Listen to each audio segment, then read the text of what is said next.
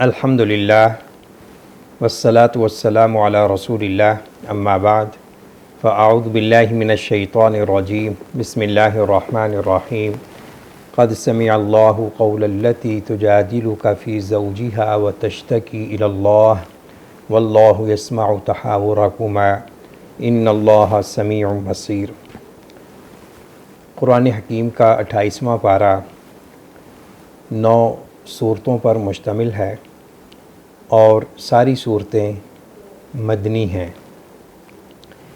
ان صورتوں کا جو ایک مجموعی مضمون سامنے آتا ہے وہ ہے مسلمانوں کے اصول معاشرت، عائلی، انفرادی، اجتماعی زندگی گزارنے کے آداب کا ذکر ہے۔ تو آئیے ایک ایک صورت کا جو اہم ملخص ہے وہ اس کا ہم مطالعہ کریں۔ سورہ المجادلہ یہ قرآن حکیم کی اس پارے کی پہلی صورت ہے اور اس کی ابتدا میں اللہ رب العزت نے ایک صحابیہ حضرت خولہ رضی اللہ تعالی عنہا کا واقعہ پیش کیا ہے۔ ایک عائلی مسئلہ درپیش آیا اور اس کا حل، اور وہ ہے زہار۔ زمانہ جاہلیت میں اگر کوئی شخص اپنی بیوی کو کہہ دیتا کہ تو میری ماں کی طرح مجھ پر حرام ہے تو اسے طلاق تصور کیا جاتا تھا۔ تو حضرت خولہ رضی اللہ تعالی عنہا کے شوہر اوس بن صامت نے رضی اللہ تعالی عنہ یہ الفاظ بول دیے تو وہ بڑی پریشان نبی اکرم صلی اللہ علیہ وسلم کے پاس سرگوشی کے انداز میں، رازدانہ انداز میں انہوں نے اپنا مدعا پیش کیا۔ تو حضرت عائشہ رضی اللہ تعالی عنہا فرماتی ہیں کہ دیکھیں، ایک چھوٹے گھر میں اللہ کے رسول صلی اللہ علیہ وسلم کے کاشانہ نبوت کے کونے میں اللہ نے ایک خاتون کی بات کو آسمان میں سن لیا اور ہمیں اس کا نہیں پتہ چلا کہ وہ کیا کہہ رہی ہے۔ تو اس سے اللہ تعالیٰ کی صفت سمع بھی یعنی واضح ہوتی ہے۔ تو خیر، اللہ رب العزت نے اس رسم جاہلیت کو ختم کیا اور اس زہار کا اللہ نے یعنی یہاں حکم بیان کیا ہے، اس کا کفارہ بیان کیا ہے اور کہا کہ یاد رکھو کہ یہ الفاظ کہنے سے وہ تمہاری بیوی حقیقی مائیں نہیں بن سکتی۔ تو اگر کوئی ایسا شخص الفاظ بول دے تو اس کا جو کفارہ ہے کہ ایک گردن کو آزاد کرے یا 2 ماہ کے مسلسل روزے رکھے، یہ بھی نہ ہو سکے تو 60 مسکینوں کو کھانا۔ تو یہ زہار کا کفارہ ہے۔ یہ اس سے پتہ چلتا ہے کہ اسلام نے حتی الامکان میاں بیوی کے تعلقات کو مضبوط کرنے کی ہدایات دی ہیں، اور اسلام کا یہ منشا ہے کہ زوجین کے درمیان محبت مودت قائم رہے اور ان کے درمیان لڑائی جھگڑا اس نوبت تک نہ آ جائے کہ ان کے درمیان علیحدگی ہو۔ تو اگر علیحدگی کرنے یا ہونے پر مجبوری ہو تو اس کا حل بھی طلاق کی صورت میں موجود ہے، اس کا ذکر سورہ طلاق میں آئے گا۔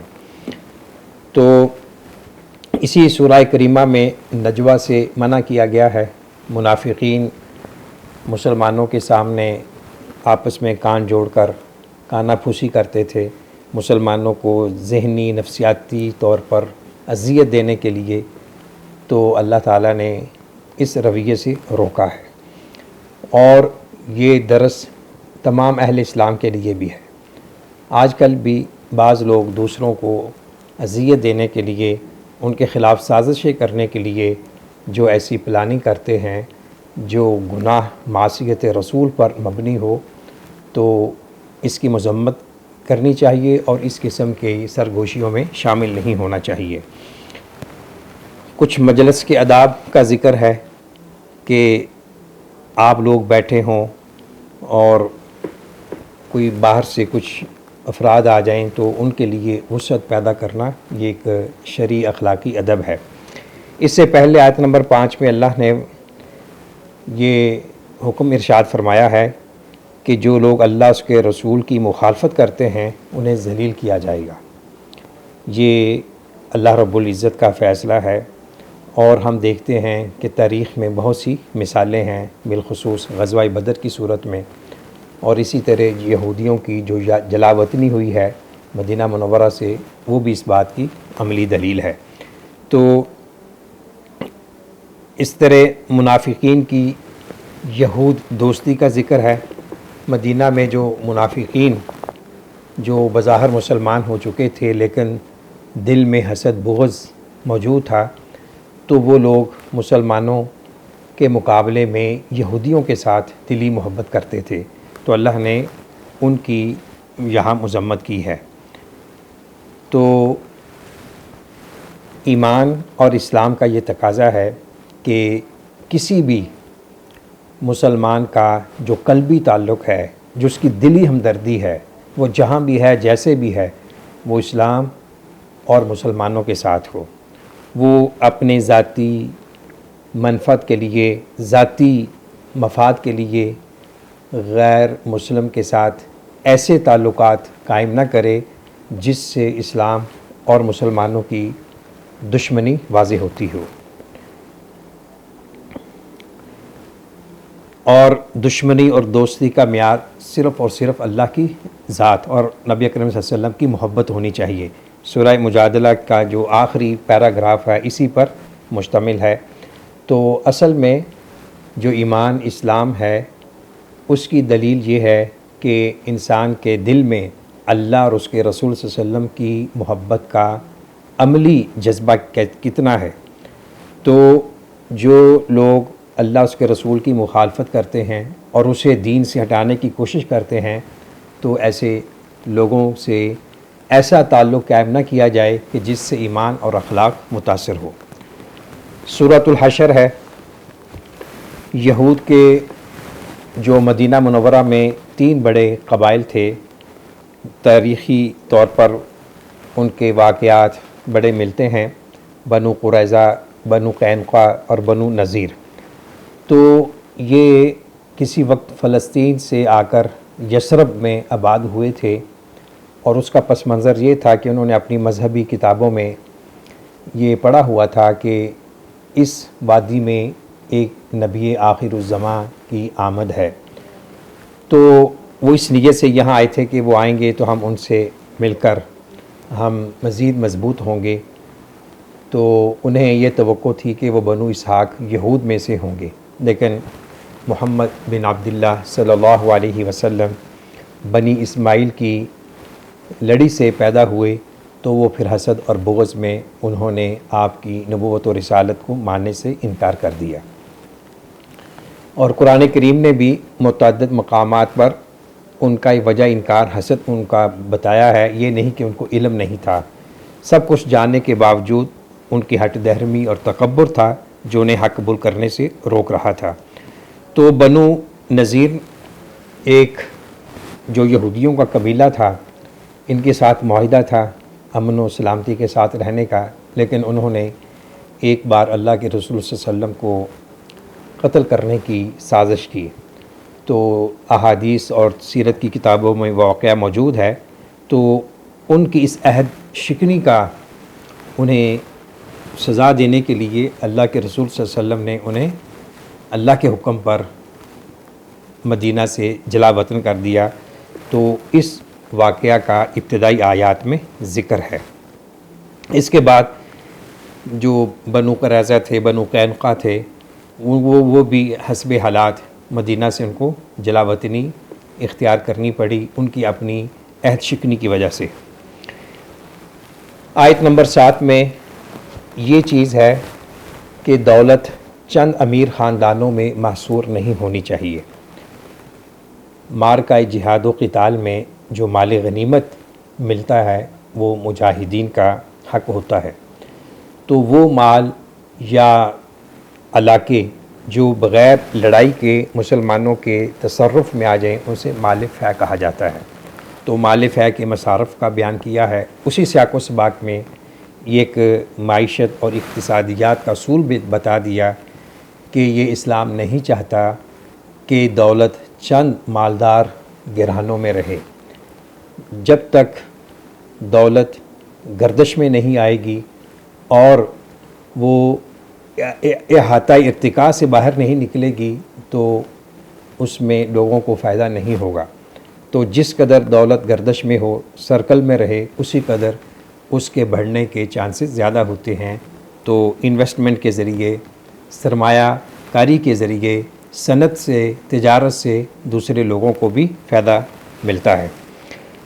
آیت نمبر 9 میں انصار کی عظمت کا ذکر ہے۔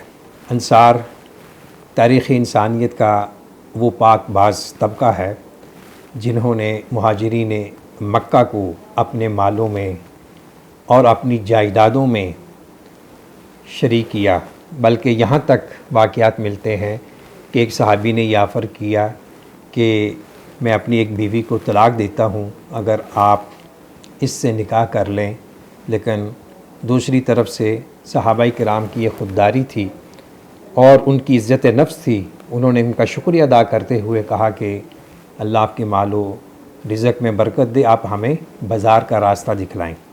تو تاریخ ہمیں بتلاتی ہے حضرت عبد الرحمن بن عوف رضی اللہ تعالی عنہ جو رئیس التجار تھے، جو مہاجرین میں سے لٹے پٹے مدینہ میں آئے، تو چند مہینوں میں یعنی ایک مختصر سے عرصے میں انہوں نے تجارت کا آغاز کیا اور وہ عرب کے مالدار لوگوں میں شمار ہونے لگے۔ تو انصار جنہوں نے مہاجرین کو ویلکم کہا اور ان کو ہر طرح کی سپورٹ اور نصرت فراہم کی، اللہ نے ان کے اس جذبہ اثار و قربانی کا ذکر کیا ہے۔ اور حدیث میں ہے، صحیح بخاری کی حدیث ہے کہ انصار سے محبت کرنا ایمان ہے اور انصار سے بغض رکھنا منافقت ہے۔ مسلمانوں کو ہمیشہ آخرت میں کامیابی کے لیے محنت، اسٹرگل کرنے کا حکم دیا گیا ہے۔ یا ایھا الذین آمنوا اتقوا اللہ ولتنظر نفس ما قدمت لغد واتقوا اللہ ان اللہ خبیر بما تعملون۔ مستقبل کی فکر۔ مستقبل ایک ہے عارضی جو انسان کی زندگی تک رہتا ہے، وہ مادی طور پر اور معاشی طور پر اپنا اور بچوں کے مستقبل کی پلاننگ کرتا ہے، سوچ بچار کرتا ہے، کوئی حرج نہیں، جائز ذرائع میں رہ کر کرنی چاہیے۔ اصل مستقبل وہ ہے جو کبھی ختم نہیں ہوگا، وہ ہے آخرت کا، وہ ہوگا جنت کی صورت میں یا جہنم کی صورت میں۔ تو اہل ایمان کو چاہیے کہ وہ اپنے مستقبل کی تخطیط، پلاننگ کرتے ہوئے آخرت کو ہمیشہ ترجیح دیں، اور جو شخص آخرت کے پیش نظر اپنی پالیسیاں وضع کرتا ہے، اللہ تعالیٰ اسے برکت عطا فرماتا ہے۔ سورہ حشر کا آخری مقام اللہ رب العزت کی چند اسماء و صفات پر مشتمل ہے۔ بڑی پیاری آیات ہیں اور انہیں پڑھنا چاہیے کثرت کے ساتھ۔ هو اللہ الذی لا الہ الا هو عالم الغیب والشہادہ هو الرحمن الرحیم۔ اسی طرح ان سے پہلی ایک دو آیات میں قرآن کریم کی عظمت کا بیان ہے کہ اگر لو انزلنا ھذا القرآن علی جبل لرأیتہ خاشعا متصدعا من خشیۃ اللہ، کہ اگر ہم اس قرآن کو پہاڑ پہ اتارتے تو پہاڑ ریزہ ریزہ ہو جاتا اللہ کی خشیت سے۔ تو مسلمانوں کے دلوں میں نرمی ہونی چاہیے، وہ قرآن کریم کی تلاوت کرتے ہوئے ان کے آنکھوں میں آنسو آنے چاہیے، ان قرآن کریم کی تعلیمات، ہدایات پر عمل کرنا چاہیے، خشیت طاری ہونی چاہیے۔ سورہ الممتحنہ تیسری صورت ہے اور اس کا پس منظر یہ ہے کہ اللہ کے رسول صلی اللہ علیہ وسلم نے اہل مکہ پر حملے کی آپ مشاورت کر رہے تھے، پلاننگ کر رہے تھے، وہ ان کی عہد شکنی کی وجہ سے۔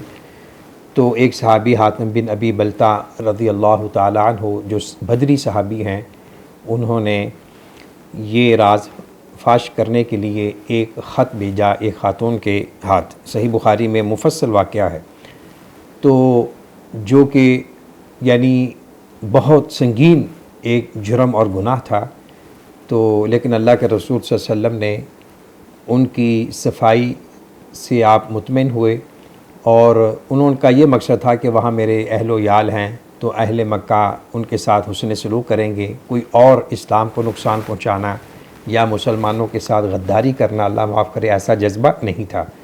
تو خیر اللہ نے بھی ان کو معاف کیا، اللہ کے رسول صلی اللہ علیہ وسلم نے بھی معاف کیا، اور اب مسلمانوں کو جو تعلیمات دی گئی ہیں ان آیات میں کہ یاد رکھو تمہاری قلبی دوستی، تمہارا دلی تعلق اور اخلاص، محبت، مودت اہل ایمان کے ساتھ ہونا چاہیے۔ جو لوگ تمہارے ساتھ اعلان جنگ کیے ہوئے ہیں، تمہیں اذیتیں دے رہے ہیں اور ان کی دشمنی کھل چکی ہے، تو ان کے ساتھ ویسا ہی معاملہ کرو جیسا وہ کر رہے ہیں۔ اور ساتھ ہی ابراہیم علیہ السلام کی زندگی کو اسوہ قرار دیا گیا ہے کہ دیکھو انہوں نے اللہ کی محبت میں اپنا سب کچھ قربان کیا، اپنا اہل و عیال، اپنا مال و دولت اور اپنی جائیداد، اپنا گھر، اپنا ملک، تو تمہیں بھی حضرت ابراہیم علیہ السلام جیسا مخلص مسلمان ہونا چاہیے۔ اور پھر کافروں کی تقسیم کرتے ہوئے جو احکامات دیے گئے ہیں اس کا خلاصہ یہ ہے کہ وہ غیر مسلم جس کا مسلمانوں کے ساتھ تعلق اس انداز میں ہے کہ وہ ان کے لیے نقصان دہ نہیں ہے، وہ ان کو اذیت نہیں دے رہا، تو ایسے کافروں کے ساتھ حسن سلوک کرنا چاہیے۔ اور وہ غیر مسلم جو مسلمانوں کو تکلیف دیتے ہیں، مسلمانوں کے مخالف ہیں اور ان کے خلاف برسر پیکار ہیں، ان کے ساتھ ان کو مسلمانوں کو اسی انداز میں جواب دینا چاہیے، یعنی وہ کسی اس طرح حسن سلوک کے مستحق نہیں ہیں۔ مکہ سے جو خواتین ہجرت کر کے آئی تھیں ان کا ذکر ہے آخری پیراگراف میں۔ بیعت کے حوالے سے احکامات ہیں کہ جب کوئی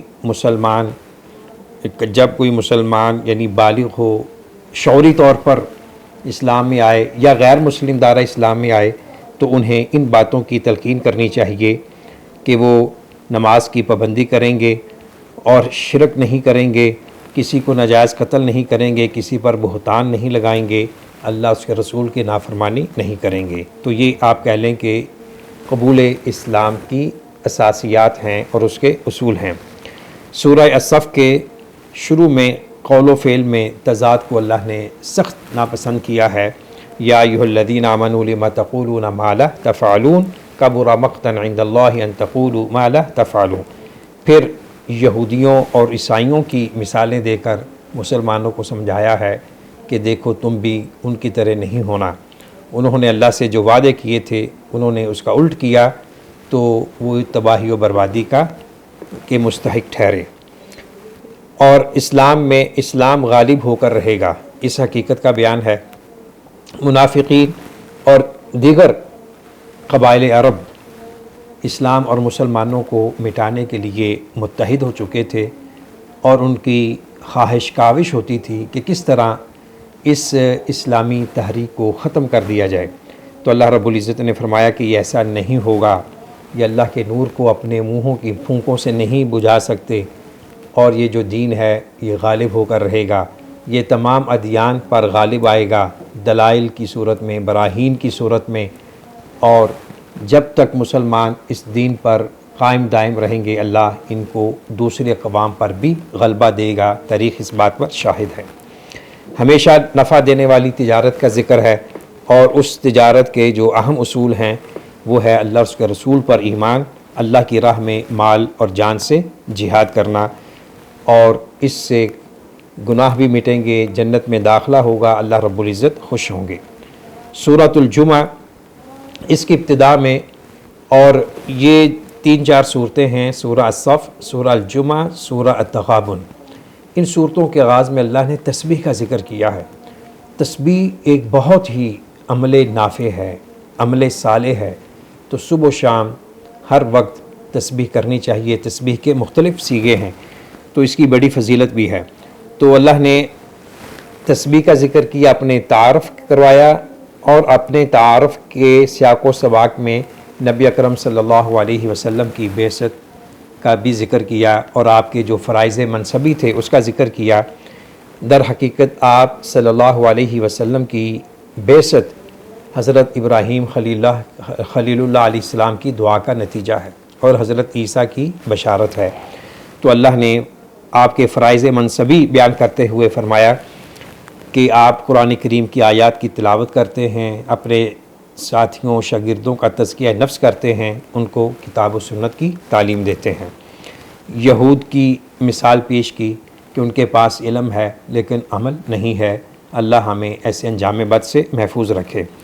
جمعہ کے کچھ احکامات بیان ہوئے ہیں آخری رکوع میں، تو اس کا خلاصہ یہ ہے کہ جب جمعے کی دوسری اذان ہو جائے، جہاں 2 اذانیں ہوتی ہیں، تو اس اذان کے بعد ہر قسم کا بزنس، کاروبار، ملازمت حرام ہے۔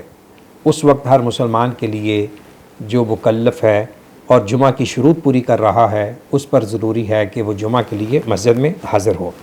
سورۃ المنافقون یہ نفاق کا پردہ چاک کرنے کے حوالے سے بہت ہی سخت وعید پر یہ مشتمل ہے یہ صورت۔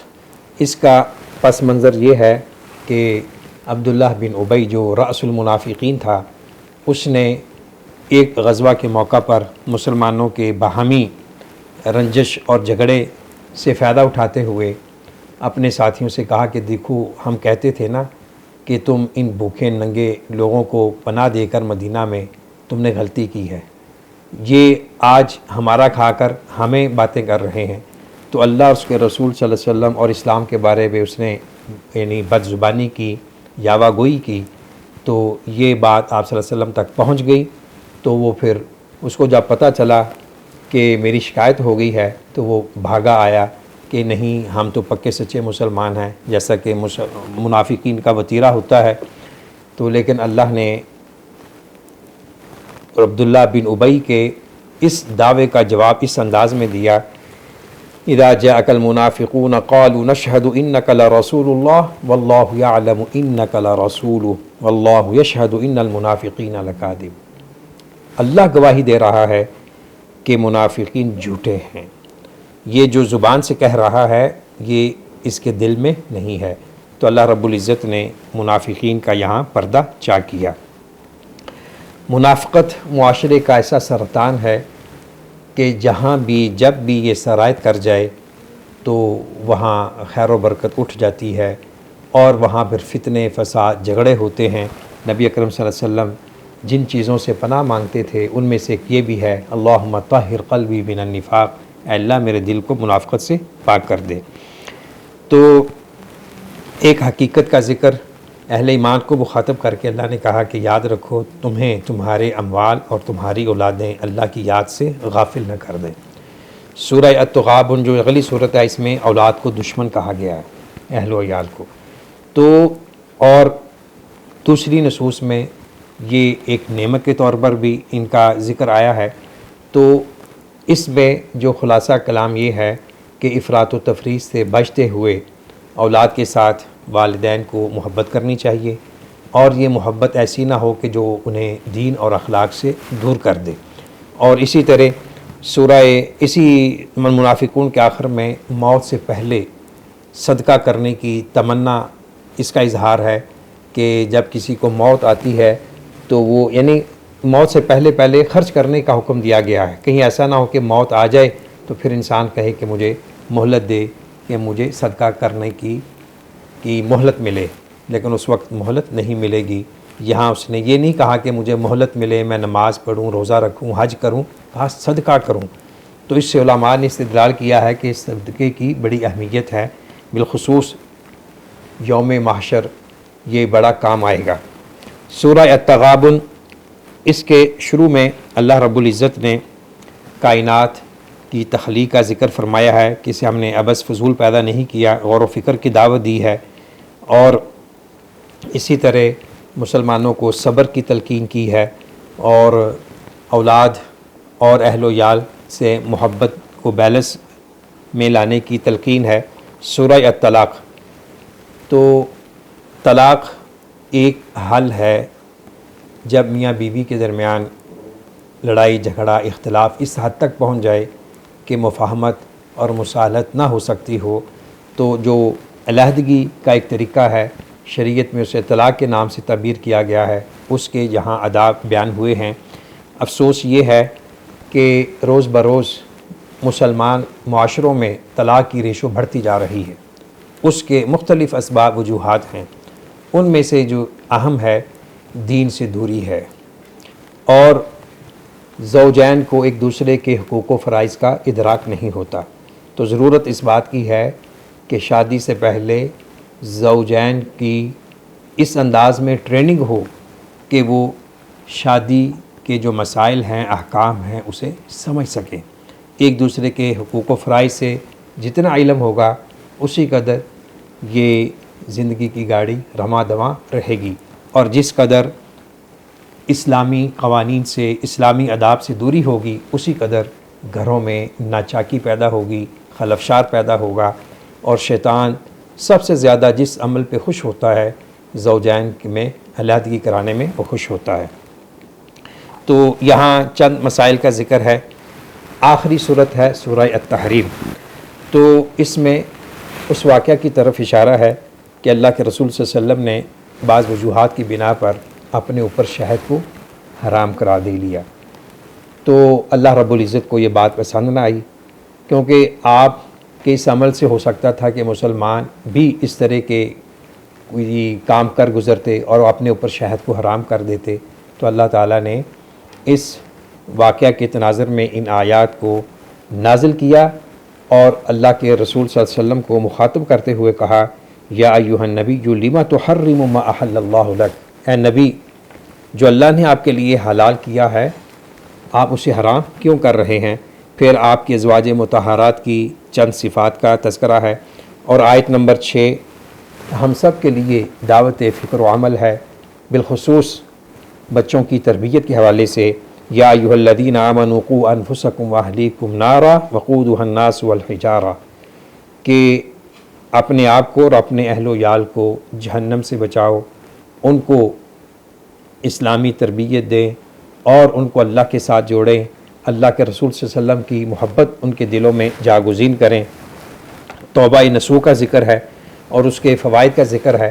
توبہ نصوح یہ ہے کہ انسان خلوص دل کے ساتھ توبہ کرے کہ اللہ جو گناہ ہو چکا ہے آئندہ نہیں کروں گا، اور اگر اس گناہ کا تعلق کسی مخلوق کے ساتھ ہے اس کا حق واپس کرے۔ یہ توبہ کی اہم شروط میں سے ہے، اور اپنے کیے پر اسے افسوس ہو، آنسو ہائے، ندامت بہائے۔ قیامت کے دن جو مسلمانوں کے لیے نور ہوگا اس کا ذکر ہے، اور فرمایا کہ اے نبی جہاد کیجئے کفار منافقین کے ساتھ، ان کے ساتھ سختی کیجئے، ان کا ٹھکانہ جہنم ہے۔ اور آخری 3 آیات میں اللہ رب العزت نے مثالیں بیان کی ہیں۔ حضرت اللہ تعالیٰ کے جو 2 پیغمبر تھے، حضرت کانتا تحت عبدین من عبادنا صالحین فخانتاہما فلم یغنیا عنہما من اللہ شیئا وقیل ادخلا النار مع الداخلین وضرب اللہ مثلا للذین آمنوا امرأة فرعون اذ قالت رب ابن لی عندک بیتا فی الجنہ ونجنی من فرعون وعملہ ونجنی من القوم الظالمین۔ حضرت لوط علیہ السلام کی بیوی اور حضرت نوح علیہ السلام کی، اسی طرح فرعون کی جو زوجہ محترمہ حضرت آسیہ۔ تو ان آیات کا خلاصہ یہ ہے کہ سعادت اور نجات، بالخصوص اخروی نجات، اس کا تعلق کسی تعلق سے نہیں ہے، بلکہ اس کا تعلق ایمان اور عمل صالح سے ہے، انسان کے ذاتی کردار سے ہے۔ کوئی انسان اس غلط فہمی میں مت رہے کہ میرے باپ دادا وہ بڑے اسٹیٹس والے ہیں، بڑے مقام و مرتبہ والے ہیں، وہ مجھے اللہ کے عذاب سے بچا لیں گے۔ ایسا انسان کو نہیں سوچنا چاہیے، بلکہ انسان کا جو عمل ہے، جو اس کا کردار ہے، وہی اس کی نجات یا اس کی بربادی کا ذریعہ بنے گا۔ اسلام میں جو معیار سعادت ہے، جو معیار محبت ہے، وہ دین ہے، اخلاق ہے۔ اللہ رب العزت سے دعا ہے اللہ تعالی ہمیں قرآنی احکام کے مطابق زندگی گزارنے کی توفیق نصیب فرمائے۔ وآخر دعوانا ان الحمد للہ رب العالمین۔